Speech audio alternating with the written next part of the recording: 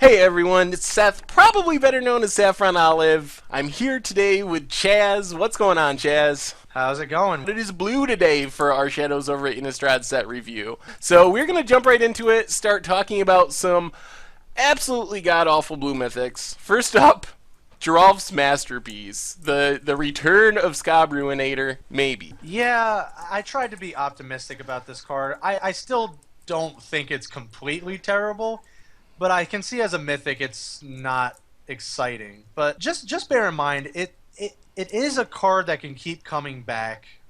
It does have flying. I understand the 3 cards is a big cost, and maybe you get some madness out of it, but you just need a lot of mana to make this card great. It does come into the battlefield from your graveyard, so if you, by happenstance, mill Geralf's Masterpiece into the graveyard, you can get it back. Maybe it enables some dredging. But yeah, overall, it's not that amazing, but certainly could fill a role somewhere. I will say, when I first saw it, I thought this was absolutely a horrible, unplayable card. And as the set was revealed, it's gotten a little bit better. There are multiple zombies that you don't really mind being in your graveyard because you can get them back for free or to abuse with Relentless Dead. So there are some synergies within the blue-black zombie archetype that could make discarding 3 cards a little more palatable. The downside is, the thing I can't get over with this card is just how bad it is when you play it naturally. Like, since it gets -1 for each card in your hand, you pretty much either got to be hellbent to make this worth its mana cost, which means if your opponent just kills it and you're hellbent, you're probably done for anyway because you don't have any backup plan. But if you have cards in your hand, you're getting like a 2/2 flyer for 5 mana if you have 5 cards in your hand, or even only as a 4/4 flyer if you have 3 cards in your hand. Just isn't a constructed playable card when you're just playing it naturally. So maybe there's a chance it can see play in like a really specific build that can abuse the second ability that wants to be discarding cards and playing empty-handed, but you're not just going to jam this in a blue deck as your finisher. Keep in mind you can use the ability anytime you want, and it also brings back any prized amalgams that were in the graveyard as well. So there could be something there. That's true. I mean, if you can just dredge a ton of stuff into your graveyard in Standard somehow and get back multiple prized amalgams and a copy of this, which you can do on your opponent's turn, so they'll come into play tapped at the end of turn, but then will untap so you can smash on your turn, it seems like you could win a game like that. Like, that's a lot of power and toughness.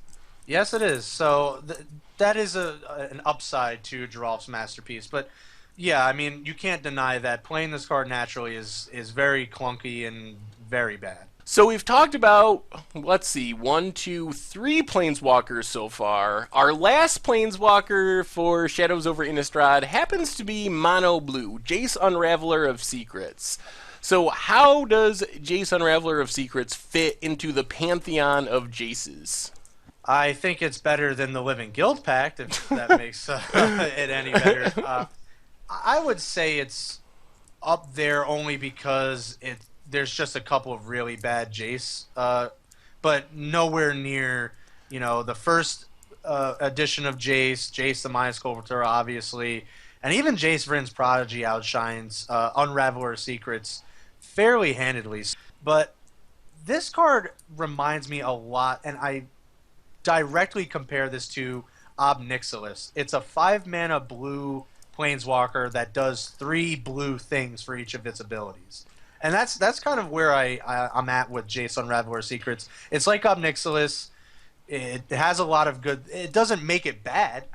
Doing 3 blue things isn't terrible, but it's just not really fun to look at.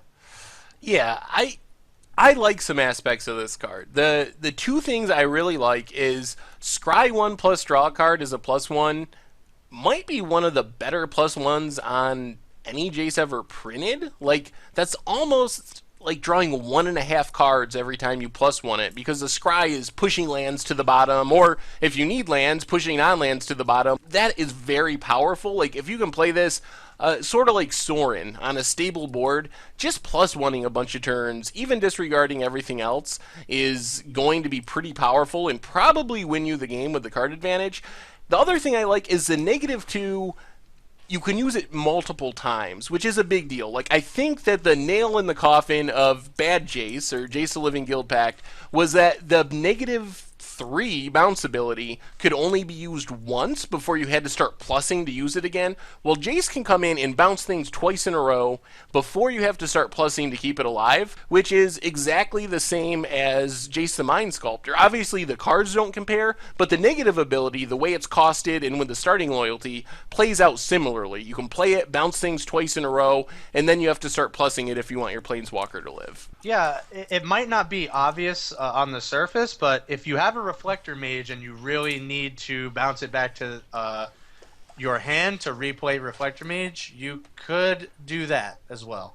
That's just because you get an extra turn out of the Reflector Mage and don't have to deal with the creature for a little bit longer. That's a very good point. And the ultimate is fairly disappointing, I think. Probably good in control mirrors, where it automatically wins you counter wars and can stop expensive spells. But if you're behind on board, it just does nothing, and it definitely doesn't just win you the game. Your opponent can play their dead 1-drop and then follow that up with their powerful 6-drop even through the ultimate. So it doesn't seem like the kind of ultimate that just wins you the game, unless you're doing some weird against the odds, like lock people out with Curse of Exhaustion or Rule of Law or something like that.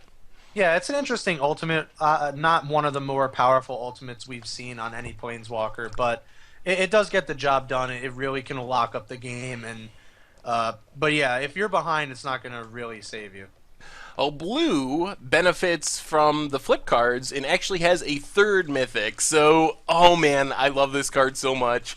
Startled Awake. I think it gets my vote for the most flavorful card in Shadows over Innistrad, and that's saying something because this set is oozing flavor. Like, this captures being haunted by a bad dream or a nightmare so well, and I love the flavor of it. For me, this is the card we talked about on day one in our little intro. Even the bad cards in Shadows over Innistrad are still likable because the flavor is so good and they're so unique. For me, Startled Awake is the calling card for that. It's not going to win any games in Constructed. Maybe some casuals will play it because they like the mill, but the flavor is just so dead on, and the art is so eerie and Shadows over Innistrad-y that I love the card anyway. Yeah, certainly scared the hell out of me. I mean, when you see a small child with a knife to your back, it's a persistent nightmare. It's definitely cause for concern. In terms of Mythic, I think it does fill the role of being Mythic. It's really flavorful. It's just an overload of flavor. It's kind of self-sustaining. Obviously, it needs a large mana sink, but yeah, and having a flip sorcery, like we talked about in an earlier video, this is a really great take on flip cards, and I think they did a really great job of expanding the flip mechanic to other cards. Anyway, on to the rares, which some are a little uninspired. First off, a card that essentially reads 11 mana, counter target spell, draw 3 cards. Yeah. The thing about this card is 5 mana counter target spell isn't really playable. 4 mana counter target spell isn't even really playable. We've seen that time and time again with 4 and 5 mana counter spells. While I like the investigating ability, and I can almost deceive myself into thinking this is like Jace's Ingenuity instant speed card draw for a control deck, when you consider that you got to pay 2 mana to sack each token, it's just so slow and expensive. Yeah, this isn't really the best counter we've seen. It does its job, I guess. You get to investigate 3 times, which is a plus. But like you said, I mean, 5 mana counter spells, even 4 mana, even cancel is not always a great counter spell, and that's at 3 mana. So I don't think investigating 3 times and making this a 5 mana counter offsets really how poor this counter spell is. Yeah, it's just so much mana to leave up. That's the problem with 5 mana counter spells. With a 3 mana counter spell, which is already like, control players aren't happy with their counter spells costing 3. 2 is much more palatable. The problem is, with a cheaper counter spell, you can play something on your turn, like a Jace Vryn's Prodigy, and still leave up counter magic. With a 5 mana counter spell, it's really hard to play anything on your turn. You just pass your whole turn, and then what happens if your opponent doesn't cast anything because they know you're sitting on a confirmed suspicion? You just time walk yourself for no reason. Yeah, the plus of this card is a lot of other blue controlling cards are instant as well. So at least you get to mix up your opponent. Maybe you have an Engulf the Shore or Epiphany at the Drownyard or any other kind of blue instant card in Standard. So yeah, but you're right. Keeping up 5 mana all the time for this is going to be tough. Well, and then having to keep up the mana to investigate throughout the game as well. Well, you mentioned Engulf the Shore, so let's talk about that one. Instant speed, mass creature bounce, but it comes with a bit of a restriction. I think this is pretty good, actually. I like Engulf the Shore. It definitely gives some incentive to play islands, that's for sure. And at the very least, you're getting 4 for having, conceivably 4 islands to play Engulf the Shore. So that's pretty good already. I think it's a necessary card from all the very aggressive cards we've seen in Shadows over Innistrad. This is probably a card control players will lean on. Yeah, so here's the thing with Engulf the Shore. I love that it's instant speed. We've seen a lot of these type of cards recently that haven't been instant speed, and that makes them very hard to abuse effectively or use effectively. It does make the expensive counterspell a little bit better because you could theoretically leave up both of these and have your choice between countering something or bouncing things. The part that troubles me is the toughness less than the number of islands you control. It's going to be pretty difficult to play this in Esper control or something like that. It's going to be hard to have a mana base that's all islands in a 3-color deck. What's good is the Battle for Zendikar lands obviously count towards your island count, so that helps when you're, like you said, playing a 2-color or 1-color deck splashing, for a little bit of another color. It's definitely an upgrade to a card like Whelming Wave that had a little bit of success, but not really, very fringe. I think Engulf the Shore is much better considering it's an instant. And it does make me hope for a resurgence of Sphinx's tutelage. Like that kind of made some waves this past summer when it had a mass bounce spell, but then that rotated, we lost, and I think that was Whelming Wave, which wasn't even very good, but once that rotated, that kind of just completely fell off. So maybe with this coming back in the format is a way to just like fog your opponent for a turn or 2 turns even, depending on how long it takes them to replay their stuff. Maybe we can see one more good performance from Sphinx's tutelage before rotation. Yeah, that would really be interesting. All right, up next we have Epiphany at the Drownyard. Pretty much a Steam Augury variant, another reverse factor fiction type card. Is this the replacement for all the blue draw spells we're losing at rotation, Chaz? Yeah, I guess so. I mean, it is what it is. This is what we get to replace them. I know a lot of people don't really like this card, and I know you do. You don't, Seth. But I think it's okay. It is instant, which makes it good. It's not Steam Augury, which was Izzet, which never really has a good a long-standing success in Modern or Standard for that matter. Epiphany at least is splashable. You get to choose how much you get to put into X, and the upside here is that putting cards into your graveyard does help you. So if you can kind of manipulate the piles enough to have beneficial cards in your graveyard and in your hand, I think it's worthwhile, especially when Jace Vryn's Prodigy can flash back any of the cards that go to your graveyard. Yeah, I think that's a fair assessment. I think part of the reason I dislike it is the cards we're losing, and Dig Through Time and Treasure Cruise are just the cream of the crop as far as draw spells we've had in Standard, like back to Sphinx's Revelation at least. Feels like such a huge downgrade, and also looks a little bit like Steam Augury, which was a huge bust. But you're right, being was the biggest problem with that card. So maybe the fact that this is easily splashable and just 1 blue mana will make a difference. So I think it's a huge downgrade from the card draw that we have had, but it's probably playable, and it might be the best of not that great options if you just need to refill your hand in a blue deck. Yeah, I think it's better imitation of fact or fiction we're going to get. And like I said, going to the graveyard, it helps Delirium. It gives targets to Jace Vryn's Prodigy. Those two play very well. So yeah, I think there's going to be some upside here to Epiphany at the Drownyard. So I'm excited for it, and I'm sure. Well, I think Control players should be excited about it, even though they're not. Up next, we have another zombie. Blue has a lot of zombies this set. Another zombie horror, actually. Forgotten Creation. So another hill giant, a 3/3 for 3, has Skulk, this weird new keyword that I don't especially like. And then this weird like wheel effect where you can discard your hand, and if you do, you draw that many cards on your upkeep. So is this playable outside of zombie synergies? Like, I could see this seeing play if you just want to fill your graveyard with these zombies that are going to come back from your graveyard. Otherwise, do you just play this to discard a couple random lands and turn them into new cards? I don't even think this is strong enough to see play in a zombie deck. Ooh. 4 mana for 3/3 is not that great. Skulk, like you said, it's not that great of ability, and it gets worse progressively as the creature gets bigger. And 3/3 is kind of like that spot where it might die in combat. They're like there's not a lot of larger creatures. There's no Siege Rhino anymore to get past.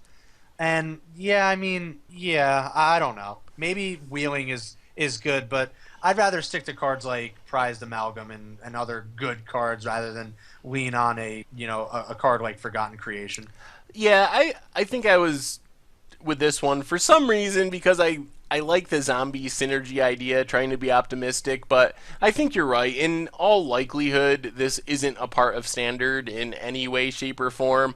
Although it is a kind of unique effect, and I like the idea of it. But we had Jace's Archivist, which was somewhat similar to this, and I don't think that really saw any play in Standard. So I'm not really expecting big things from Forgotten Creation. And then we have, speaking of being forgotten, Nephalia Moondrakes. Oh, this is just a bad card.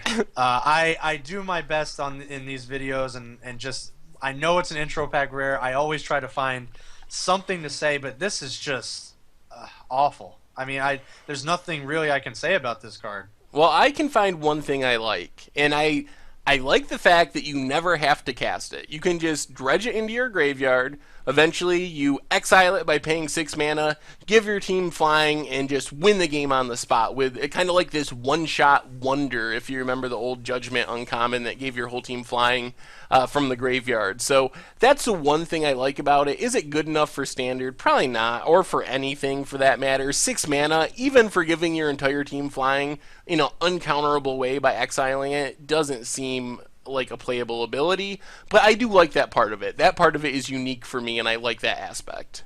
Yeah, that is something to consider, something like Wonder, but this is far from Wonder, and I am not wondering if this is going to see play anywhere, because I know it's not. It might be the biggest Drake of all time, though. I don't know if you've had any 7-mana Drakes before, creature-type Drakes. That's an interesting one. I don't think I'm curious enough to look it up, but I'll take your word for it. Typing those 5 letters into Google is too much work when it comes to Nephalia Moondrakes. All right, well, let's talk about another interesting card. A little less expensive, so maybe playable. Rattlechains, pretty much the dimensional infiltrator of the Spirit Tribe. I really like this card. I don't know why. Maybe it's because it has flash. Maybe it's because it's a low-costed, aggressive creature. There's nothing to pair Rattlechains with. I mean, when you look at Shadows over Innistrad, all the spirits are not that great. We do have Anafenza, Kintree Spirit. Maybe that's enough. I don't know, for some sort of spirit deck. But there's no Drogskull Captain. We don't have a spirit archetype like we did in the early Innistrad days, but I am keeping my eye on Rattlechains. I think it's gonna get good soon. I mean, it has a lot of text on it. Flying and Flash on a 2/1 is already somewhat playable, as we see with Dimensional Infiltrator and Eldrazi. Giving all your spirits Flash is powerful, and you can randomly flash it in and save a spirit with the Hexproof thing. But like you said, like I came to the same conclusion. There's just nothing to cast with Flash or to give Hexproof to, because there's not really good spirits in Standard at the moment. Yeah, that's really the downside of Rattlechains. Is the cards around it aren't as great, but Rattlechains itself is a good card, and I think it's a card worth keeping an eye on once we get Eldritch Moon and any other sets after that. All right, so let's talk about a card that everyone's been talking about, Thing in the Ice. So maybe the most hyped card in the entire set. Definitely the most hyped rare in the set, by far the most expensive rare, the most talked about rare. People are saying modern, legacy, vintage. What do you think, Chaz? Where do you stand? I think they're all correct. This is a really, really good card. It's likely going to see play in older formats. I would be surprised if it didn't. But in terms of Standard, it might be just ever so slightly harder to flip Thing in the Ice at a speedy pace. We don't have cards like Jataxian Probe or Gut Shot or anything like that. We don't have those low-costed value cards. So it might be a little harder in Standard, but that's really the only downside I see to Thing in the Ice. The other downside is the price tag, and that's a lot of what people are talking about too. Obviously, no one wants to pay a high price for a rare, but it might happen with a card like Thing in the Ice. Yeah, I will say about the price tag, I think right now it's $15-ish. If Thought Not Seer, which is in the brokenest modern deck we've probably ever seen, sees play in Legacy, and is a Standard staple, is only $10. I have a hard time imagining that Thing in the Ice can see more play than Thought Not Seer has in its immediate future. So that would be my question as far as it maintaining like $15 or $20 as a rare. But I do think it'll see play. I'm mostly excited about it for older formats where you can Gitaxian Probe, Brainstorm Ponder, flip it on turn 3, bounce your opponent's Nimble Mongoose and Tarmogoyf and attack for 7 in that type of strategy. In Standard, you either got to play it fairly and just wait for the ice to slowly melt as you cast your 5-mana counter spells, or you got to play it in like blue-red prowess, where you can expedite and slip through space and try to like essentially combo off. The problem with that is we got Abbot of Carol Keep, we have Jace Vryn's Prodigy, we have so many cards in the 2-drop slot of that deck that it's going to be a battle royale to see which ones stay in, because you can't play every good 2-drop in blue-red prowess. There's just too many of them. Yeah, the other downside of Thing in the Ice is it seems really like a bad card to draw later on in the game off the top. It obviously is a lot better when you can play it quickly, flip it quickly, and it's a 7/8, so there's really not much that can deal with it, but it just seems miserable drawing it later in the game and trying to flip it again. Yeah, and that's especially true in Standard, where you don't have the cantrips that you have in other formats. Because in Legacy, you can theoretically chain things together with one Brainstorm. You can turn that into 4 instant or sorcery spells and get the flip, but you can't do that in Standard. No, you certainly can't. Another thing to consider is the Gitrog monster does not give a damn about this card. It is a horror, so sometimes those little subtexts of horrors make a big deal when the Thing in the Ice does actually flip. And actually, we have talked about a lot of zombie horrors just in our blue review right here, so maybe that bouncing ability will be relevant in Standard. Like, that is a possibility and a really good point that you bring up, so you never know. Yeah, you never know. If your team is immune to Awoken Horror's bounce, and you can just continue to attack, it's only one creature, maybe it doesn't really matter.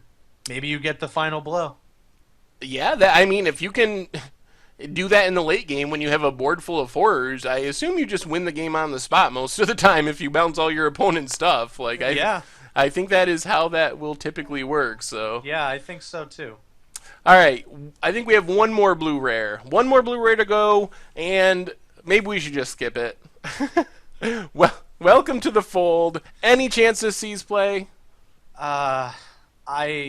Maybe. I don't. The interesting thing is the madness, where it turns from 2 to less, which is not really that great, into X or less, which suddenly becomes a little more, a little better. They don't get the card back, so it's not just for one turn. So I don't know. I would lean towards no. It's certainly a skippable card, like you said. It doesn't really blow anybody away, but the madness is something to consider. Yeah, my problem with it, the downside is even with Madness, it's really expensive. Like, to steal a Siege Rhino or something with Siege Rhino stats, you need 7 mana. That's a lot of mana to steal a 5 toughness creature. The upside is your opponent, it's not an enchantment based spell, so your opponent isn't going to get it back if they kill your mind control or your control magic. So you do get that creature until it actually dies, and you don't have to worry about getting blown out by Dramoka's command or something. But I still think it's just too expensive. Maybe if there's like some low toughness creature that's dominating the format and really good to steal, but I don't think you just play this as a value card. No, I don't think so either. You try to get all the value you can, and we try to highlight as much as we can about these cards. But I agree with you, Seth. This isn't really a card I think is going to maintain a lot of play, if at all. So actually, that wraps up our review of the blue cards from Shadows over Innistrad. So what do you think, Chaz? Final thoughts on the blue cards? Well, blue has Thing in the Ice. It's one of the more exciting cards in the set. I think everybody is waiting to play around with it in every format. But overall, I'm not really excited about blue. And that's not just my bias of being anti-blue and leaning towards green. But yeah, I'm not too excited about blue in Shadows. I am a blue player, and blue is my favorite color, and I agree with you. I can count maybe 2 cards that I think are actually good for constructed, and Thing in the Ice and potentially Jace. So I think that blue definitely got, at least out of the colors we've reviewed so far, the short end of the Shadows over Innistrad stick. So I don't know. A lot of it seems overcosted and just not all that powerful for constructed. So I'm a little disappointed about blue in general. Right. I totally agree with you. And by no means do I think any of these colors are bad or the set is bad just because blue is weak. But I mean, it's just undeniable. Blue is not nearly as powerful as the other colors. Yeah, we're talking in comparison. Now, we're not saying, oh, blue is horrible, but compared to the awesome white cards we talked about yesterday and the awesome black cards we're going to talk about tomorrow, you'll see that blue just doesn't quite match up for constructed power level. Anyway, on the way out the door, Chaz, favorite blue card from Shadows? Rattlechains. Chaz loves the Rattlechains. Well, you probably know what I'm going to pick because I gushed about it when we were talking about it. I love Startled Awake. I think that card is just so sweet and flavorful. It is a horrible mythic and won't see play, but I still love it, and it will hold a special place in my heart when it comes to Shadows over Innistrad.